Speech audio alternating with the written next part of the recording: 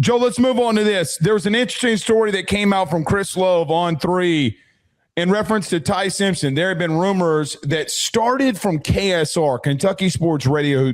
Those guys do a really good job, but came out and said that LSU was the team that was trying to, I guess, tamper with Ty Simpson. But Ty Simpson, a lot of people thought that he could take his name out of the draft, pull a Cam Ward, that he, depending on what he was going to do, he could go to multiple schools. Chris Lowe does an interview with Ty Simpson in which he quotes that Miami, Tennessee, and Ole Miss were the three teams that went after him after he announced his name into the NFL draft. Your thoughts on this and tampering much? Okay, you and I have gotten into many debates about tampering. Tampering doesn't exist, but it just doesn't. It happens, but it exists, but it doesn't. Everyone's doing it. Everyone's doing it. When people were bootlegging back in the early 19,000s, just because it was illegal then, did it make it right if it was illegal? Well, drinking alcohol is legal now.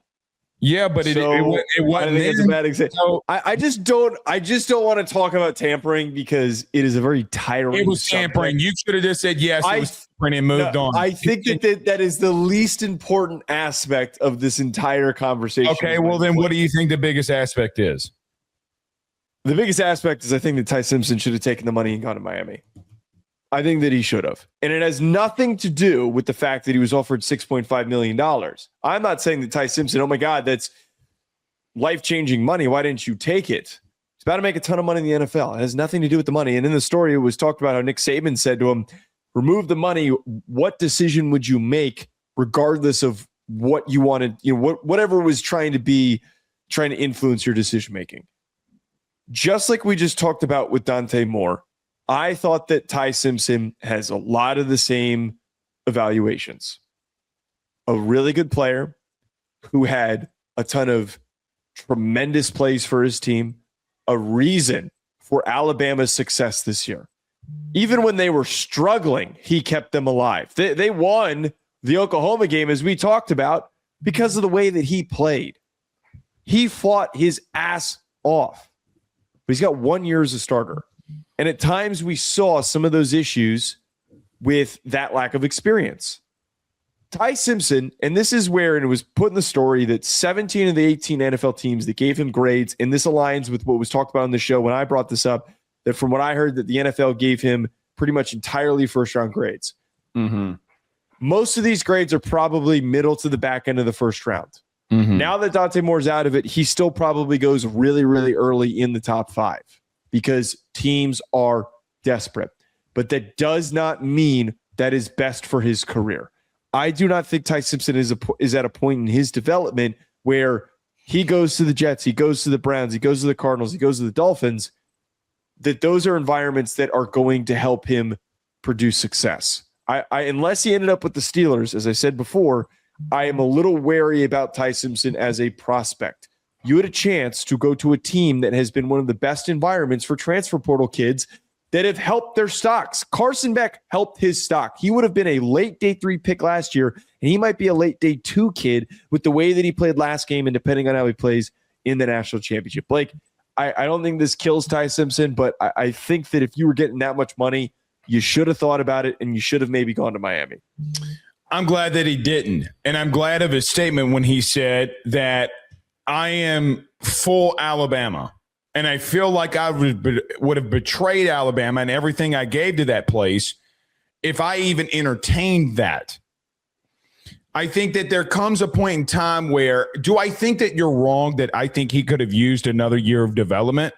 I actually agree with you there. If he was going to do it, he needed to do it at Alabama. Because I understand the loyalty in the place of you wanting to be there. Right? Like, I understand wanting to be in a situation where you've given your blood, sweat, and tears to that place. You are loyal to that place. To jump ship because they wanted to move on from you. Now you could say, well, Blake Carson Beck did it, and you would not be wrong. I'm not going to fault a guy from saying I can't betray the school that I love and adore because someone offered me a shitload of money. That makes me no better than anybody else. You know what it tells me? If I'm an NFL team, that this dude's a leader and he's not going to run just because everything around him's chaotic and other people are throwing massive bags of cash at him. I think it's a big, I don't want to say this was an indictment on Carson Beck because he was in a completely different situation with the injury and all that. I kind of think it could be a little bit of an indictment if a kid just runs for the money. Like as an example, and we didn't bring this up last night, and there was a reason why I did not. Jordan Seaton used a video that Colorado made for him about coming back and all that stuff for an announcement that he was leaving. Like that just tells me that you're bag chasing. This tells me that you're not, that you think that, hey man, I'm getting first round grades for the NFL. I'm going to get a $20 million signing bonus, 18 at minimum. So the money, if it is about money, I'm going to make more there. Secondly, it's always been my dream to play in the NFL. Again, I fully agree with you that he needed to go back and get another year of development. That part you're spot on with. But at the same time, I do think it's a lot of desperation being thrown at him by teams that have massive amounts of desperation.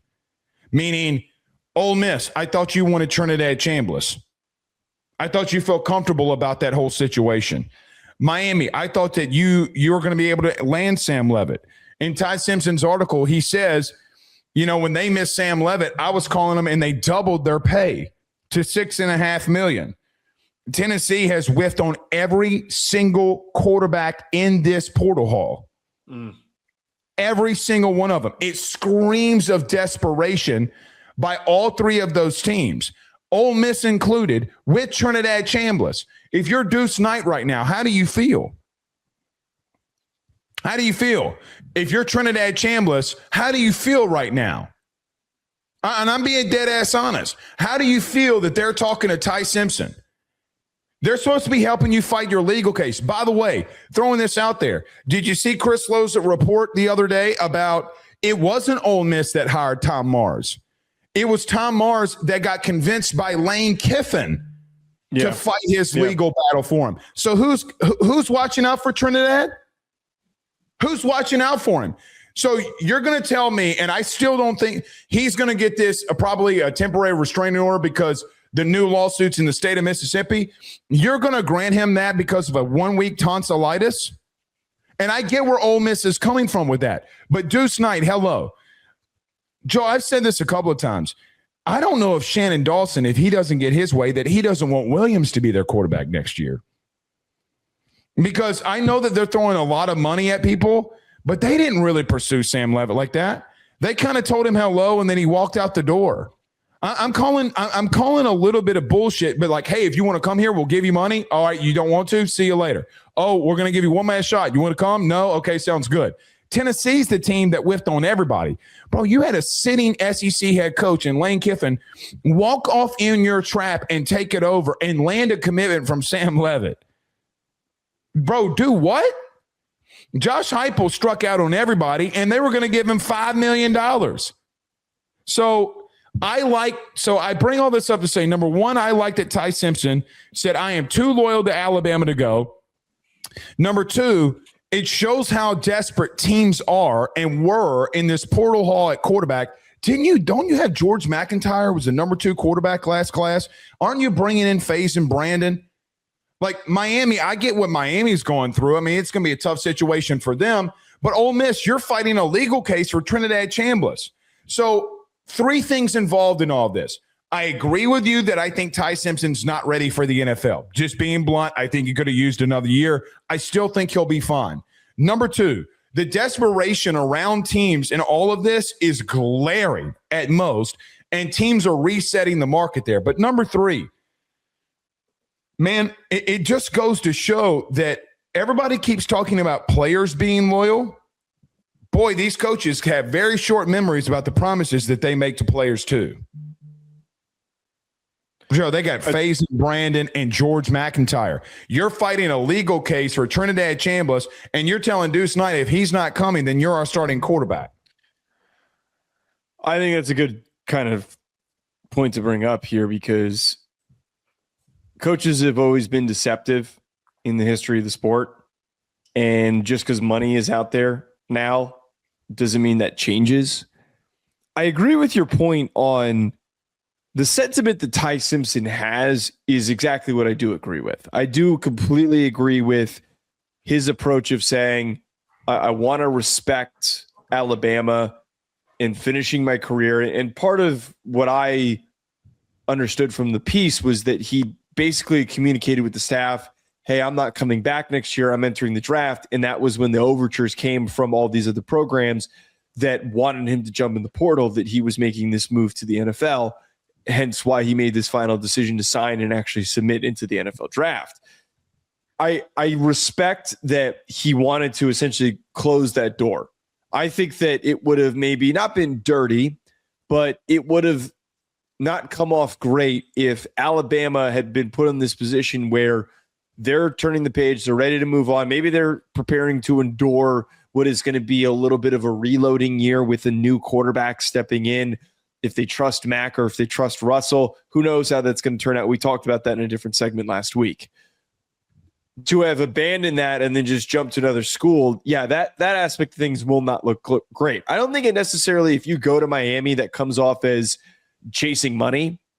I think that, as I said, I think in listening to him talk about this in the piece or reading him talk about this in the piece, I think that it more so would have had to do with his foresight and his vision for growth. That's where the balance comes in. It shouldn't have anything to do with you had offered $6.5 million. You could have gotten offered $10 million. It doesn't matter. It is a circumstance where you get an extra year to grow, and it's on a team that's going to have a really good offensive line. It's going to have a really good supporting cast. You're going to have a really good receiver to throw to. I wouldn't have maybe done it for Tennessee because that doesn't much less conference in the ACC. Right. You would have been able to play at a very high level with less competition. I wouldn't have done it for Tennessee if that was the only team offering you, because that offense has not exactly prepared guys for the NFL. There has not been a track record for development. The same thing can be said for Ole Miss, that there's uncertainty for how things are going to work under Pete Golding. That's not a situation that I'm jumping into. But because it's Miami specifically, nothing to do with the money, I think that is the one exception to this where it would have made sense to jump there or to have gone back to Alabama for one more season. I can't disagree with you on that. I do still think that, just to be honest, I think Fernando Mendoza is the only quarterback that deserves a first-round grade. Just being completely blunt, I don't think any other one. Chambliss? Well, I didn't think about him going in there. I mean, because he's coming back and he's fighting a legal battle. So if you want me to throw him in there, yes, then I would put him in there too. But considering he's trying to fight a legal case to go back to college, I don't know if you want me to put him in there or not. That's neither here nor there. But if he does go, yes, I would put Chambliss in there. With all of that being said, you can't go to Tennessee. That's one of your biggest rivals, if not the biggest rival, because Auburn's been, kapooey. I don't disagree with that. But, Joe, there's some news that just broke here. Okay, not that it's not massive, but you remember this kid, Bryson Beaver, who flew up boards in recruiting and committed to Oregon? He's going in the portal. So I bring that. Well, hold on. I bring that up to say we keep talking about all of these players and loyalty. All right. Pete Golding had zero loyalty. Josh Heupel had zero loyalty. Mario Cristobal, to some extent, had no loyalty either. And now look at what Oregon just did. By the way, Oregon told this Beaver kid about their plan, and that clearly changed, and they went and got Raiola. They put Longstreet in the portal, and they got shoved in a locker, if I'm just going to be honest with you. People go, Dylan Raiola. Everybody keeps talking to me about players this, player that. You want to know the real truth about what these agents go through? It's that they get phone calls from coaches that I need this, I need that, I need this, and they go to their client to get in the portal so that they can go and get them. Your problem's not only with the portal, your problem or the money. The coaches keep going out there and whining about this shit, and they're a massive reason, and you're seeing this with Ty Simpson. It's a massive reason why this shit is so chaotic. They have zero loyalty. If you can help them win, they will cast you aside. That's why, Joe, when I say and people made fun of this to some extent, why I would want my son Ben to go play for Fran Brown. Because Fran just going to keep it a buck with you. And I can respect that. Dion, I can respect that. To some extent, Saban, I can respect that. To some, Kirby going to just tell you like it is. He's just going to tell you. Clark Lee, Ryan Day. But some of these other situations, Joe, like I'm looking at right now, you keep talking to me about the player. The thing that I thought about the first thing that came to my mind about this whole Ty Simpson thing was two things. Number one, I told all you sons of bitches that it wasn't Lane Kiffin going after Ty Simpson. That's number one. Number two is y'all keep talking to me about loyalty. Bullshit. So I've got a little bit of an existential thought. Okay. With that, you bringing up Beaver and this whole situation. Are we approaching the point where it does not make any sense to recruit a high school recruit? You better be really special. Quarterback specifically. No, well, you better be very special. I think, and I don't know if it ever comes to this. Can we think of one? Hold on. Can we think of one right now that's been at the same school? CJ Carr, Arch Manning. CJ Carr and Arch Manning, the first two guys. Which, that come to with all mind. due respect, I mean, they were iffy year one, but that's two. So of the other 60, well, but they both played really well though, and there should be top quarterbacks going in next season. But the other 64 P4 teams, they have a transfer quarterback, is what we're pretty much thinking about. I mean, I'm sure there's another, but basically you're going in the portal every year. Wait, I want to pull up the college football playoff rankings from this past year and do a quick. Every one of them. Georgia is one of them. Okay. Ohio State is one of them. Texas A&M. No, it's not. Ohio State is not one of them. Technically, yeah, he came from Alabama. Yeah. Texas A&M is technically one of them. Alabama could be next year if Keelan Russell starts. Well, no, Alabama would be because Ty Simpson stayed. No, but I'm saying that for going into next year. I'm just kind of like mapping it that way. If Keelan Russell stays. Miami was not. BYU was a team that had a kid that stayed, but he was a true freshman. Yeah, as I'm kind of looking through this, to not sit here and read off every single school, with the exceptions of some true freshmen, most of the teams in the top 25 brought in a transfer portal kid. So I say this to say, I have no idea if it comes to this point. Maybe contracts end up getting structured differently to the degree that it affects this process. If I am a 5-star kid or a high 4-star kid, I am committing and I'm playing for a G5 program. And that is where this turns into a feeder system. Go get on the field. Go get on the field and play. Go. You might not get paid that much money, but why go somewhere? And then theoretically, a lot of times with these coaches, if they're not satisfied and they feel they need to bring a kid in, they don't think that you're ready to go next year, they might cut your NIL payments. They might cut how much money you're making. This is part of the lack of control and the lack of regulation that comes with all of this, is that you can just cut a kid's pay and say, well, yeah, we don't have the money to pay you right now. We got to put it elsewhere.